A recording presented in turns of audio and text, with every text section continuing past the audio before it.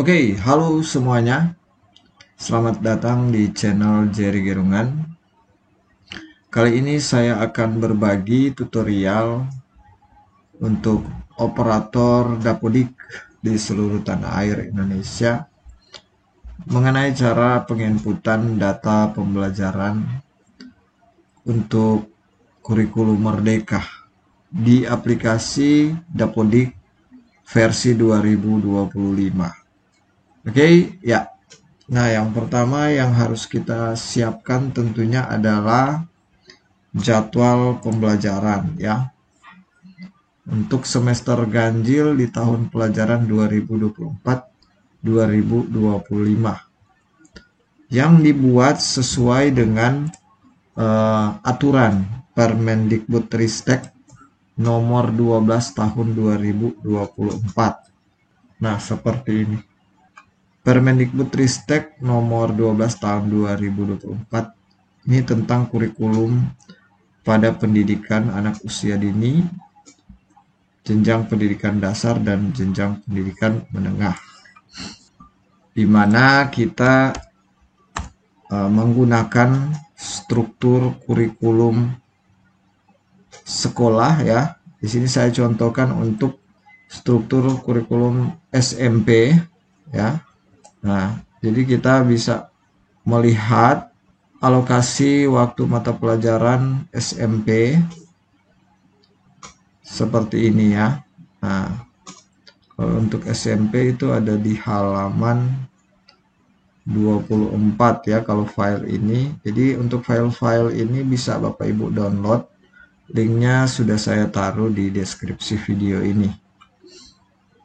Nah, ini untuk contoh struktur kurikulum SMP itu ada pendidikan agama juga. Ini ada alokasi untuk P5 ya selain intrakurikuler. Seperti itu. Nah, jadi ada perubahan sedikit ya untuk struktur kurikulum Merdeka untuk jenjang SMP itu terletak pada mata pelajaran ini ada seni, budaya, dan prakarya. Ya, dimana kita lihat prakaryanya ini sudah ada 4 jenis prakarya ya. Seni, prakarya, budidaya, kerajinan, rekayasa, dan pengolahan. Selanjutnya untuk struktur kurikulum dari SD ya atau SMA, silakan Bapak Ibu baca pada Permendikbudristek ini.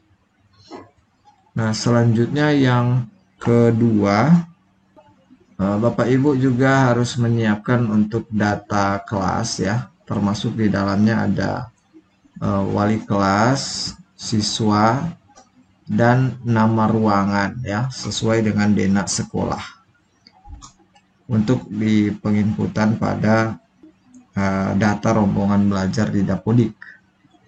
Nah, selanjutnya yang ketiga itu Bapak Ibu harus sudah memiliki nomor SK mengajar ya dan tanggal.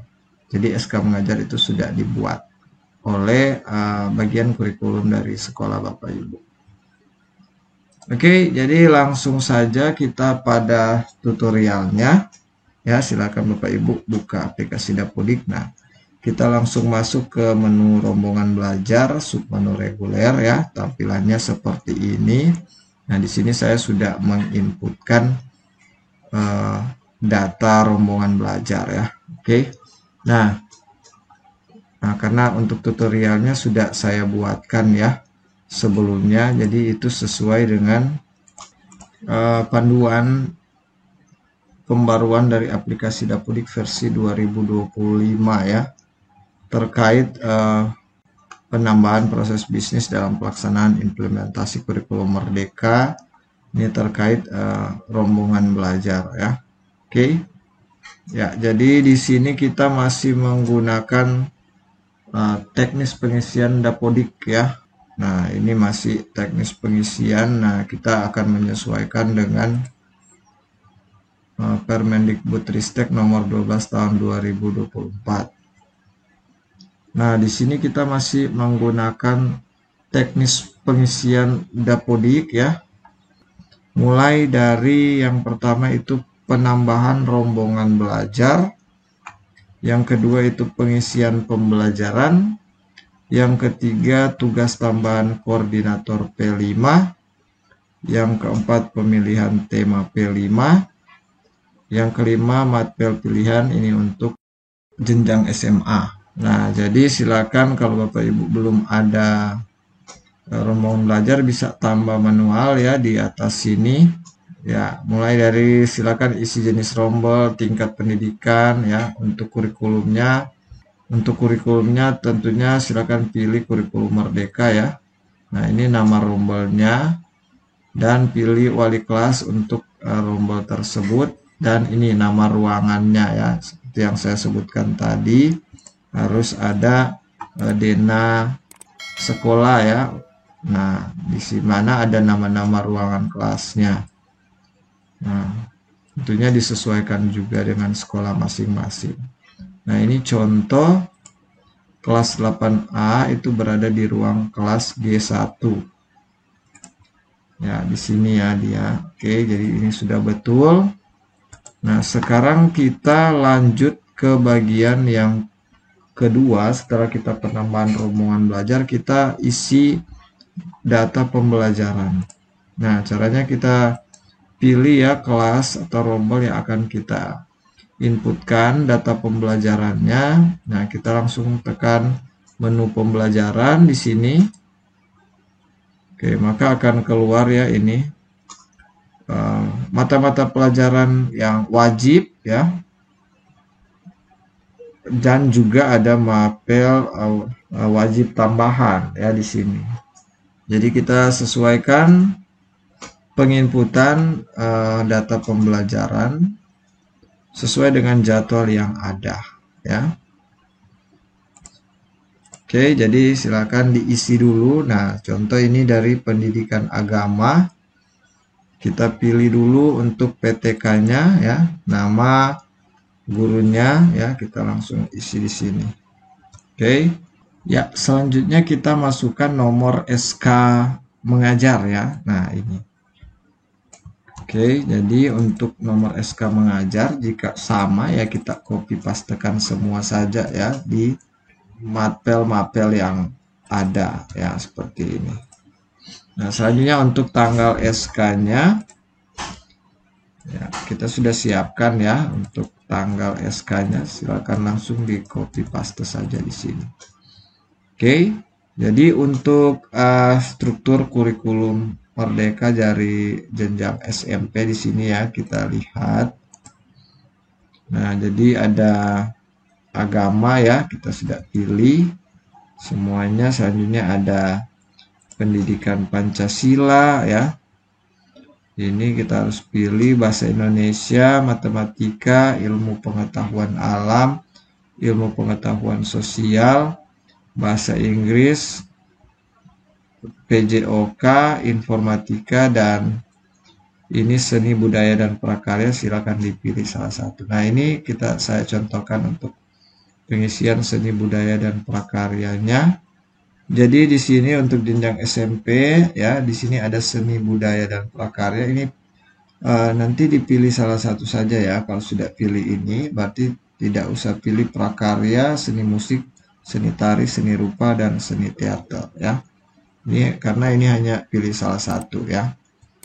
Nah, jadi ya silakan dipilih saja yang ini ya, contoh. Kita sesuaikan PTK-nya yang mengajar. Ya, selanjutnya SK mengajar. Ya, selanjutnya untuk jamnya ya, Bapak Ibu di sini kita ambil max-nya ya. Jadi ini maksimalnya 3 ya untuk seni budaya dan prakarya kita langsung inputkan 3 ya.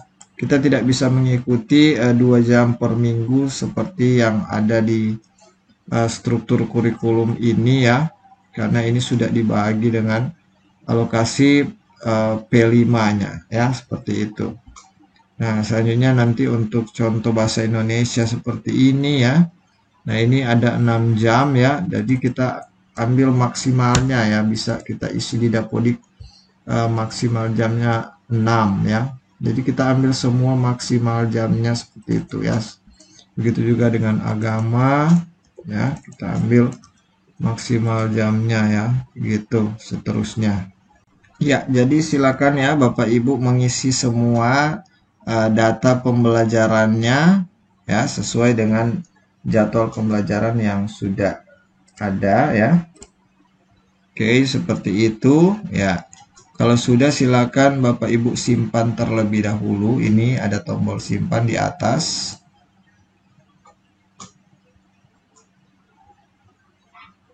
Ya, kita tunggu prosesnya sampai 100%.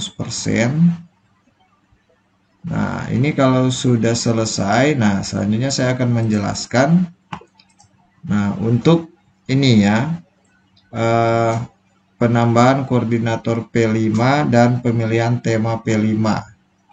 Nah, jadi di sini saya belum jelaskan untuk penginputan ini ya, mata pelajaran wajib, proyek penguatan profil pelajar Pancasila.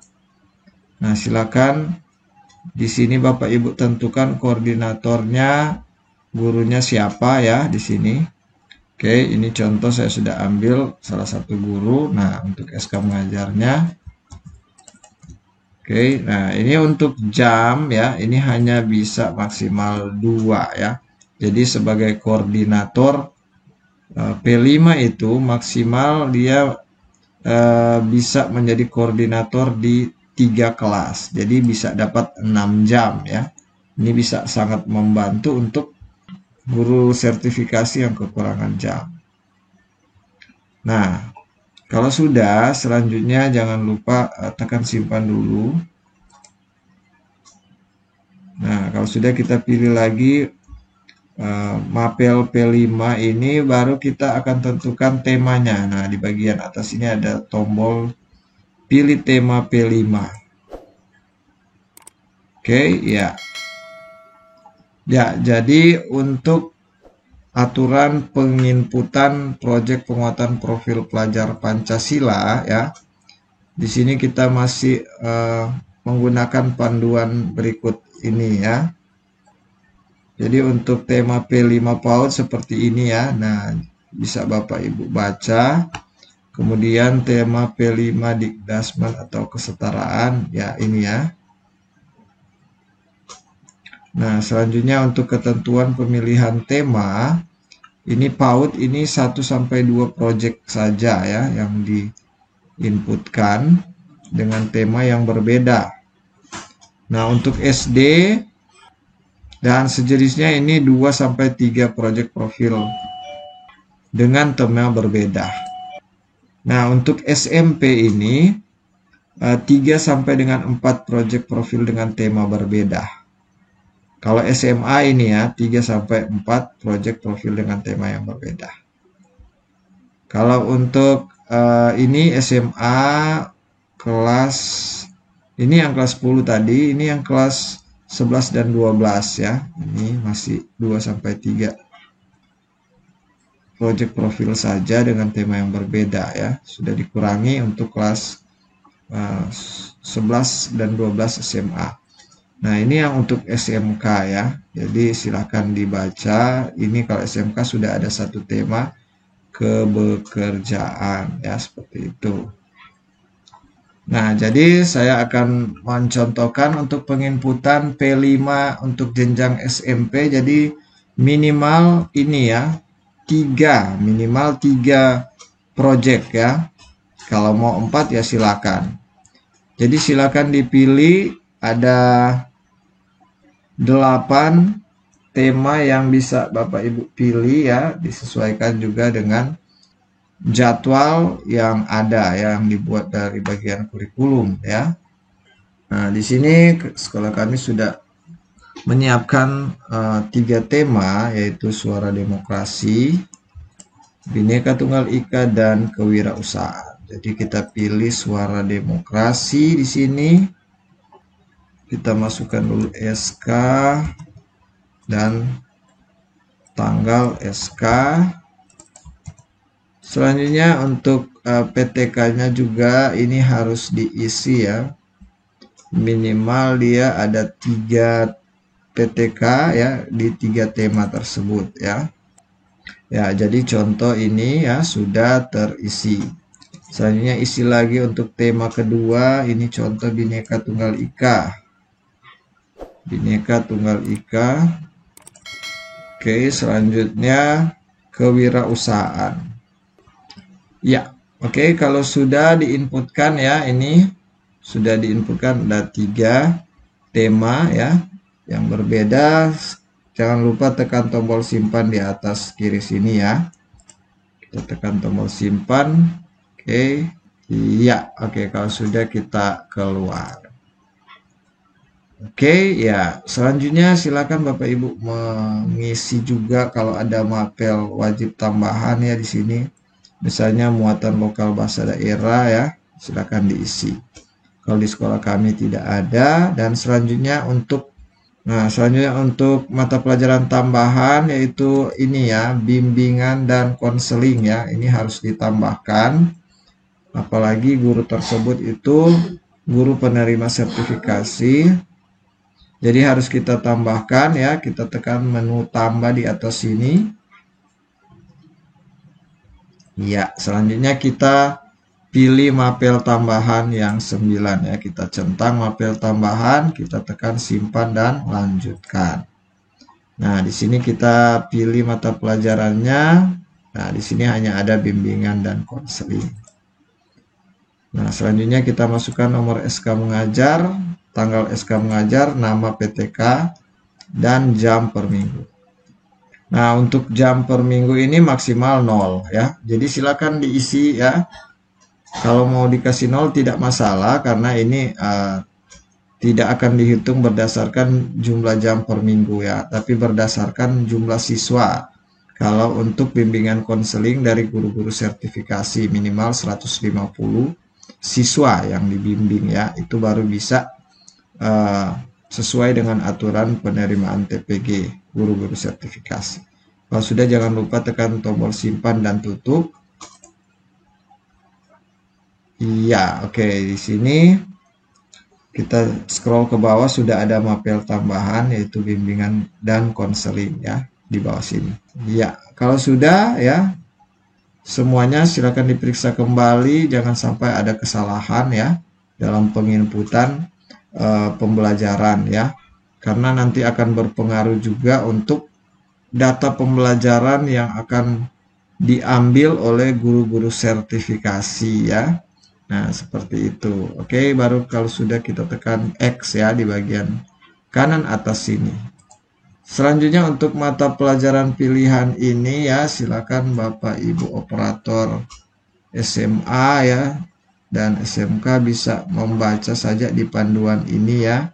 Karena saya tidak membahas ya, karena saya hanya membahas untuk jenjang SMP-nya saja. Silakan dibaca dan dipahami mengenai cara penginputan mapel pilihan ya di aplikasi Dapodik versi 2025. Oke ya. Selanjutnya silakan Bapak Ibu mengisi untuk data pembelajaran kurikulum Merdeka pada semua rombongan belajar yang ada di sekolah Bapak Ibu. Oke, ya demikian ya untuk tutorial dan pembahasan dari saya mengenai cara input data pembelajaran kurikulum Merdeka pada aplikasi Dapodik versi 2025 untuk semester ganjil di tahun pelajaran 2024-2025. Semoga informasi ini bisa bermanfaat. Jika ada yang ingin bertanya bisa langsung pada kolom komentar. Jangan lupa untuk like dan share video ini jika bermanfaat untuk teman-teman dan rekan-rekan Bapak Ibu sekalian. Nantikan video tutorial saya selanjutnya tentang tutorial dan pembahasan aplikasi Dapodik versi 2025. Oke, terima kasih.